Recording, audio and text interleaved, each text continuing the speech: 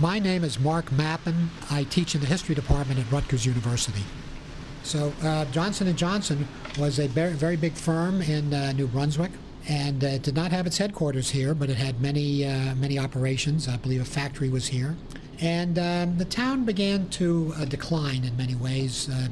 New Brunswick fell on hard times, I think, in the 60s or so, the 70s. And word got out that properties were being bought up, and nobody knew who was buying these properties. And it was a pretty big mystery, and I remember it was commented on in the newspapers.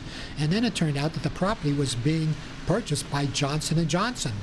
Even more interesting, Johnson&Johnson was going to establish its world intergalactic headquarters right here in little old New Brunswick. There was an organization called New Brunswick Tomorrow that oversaw the redevelopment of New Brunswick.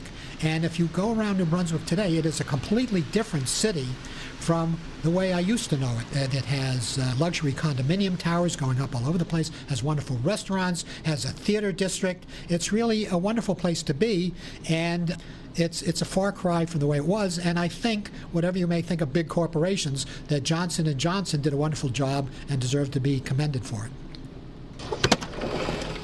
My name is Greg Ritter. My store is George Street Camera. I've been here for 33 years.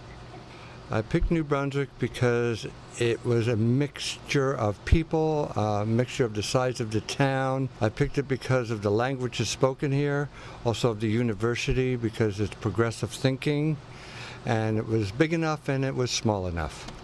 So there was recessions in the 70s, there was banking problems in the 80s, and now we're here at a very strong time. But being here a long time, learning how to tighten the belt, and also people knowing who we are, we've had a market and customers that still come and patronize us. Just it's a little less, but we're still here. In New Jersey, 10 years ago, there was about 160 camera stores. Today, there's less than 30.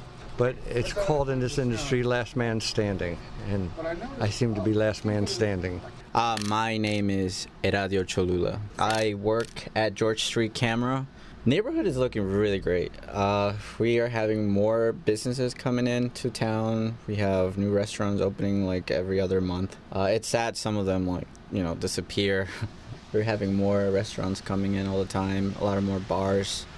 New Brunswick is expanding, so I love it.